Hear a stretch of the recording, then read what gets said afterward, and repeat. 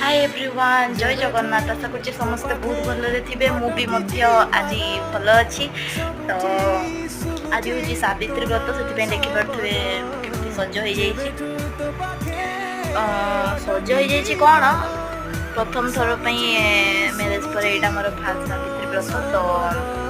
भल लगुच मत सका कितु देह बहुत ही खराब थिला तो भाभी नी के बोली तथापि भी ट्राए कली पूजा करदेली घरे जमी जहाँ करा कथा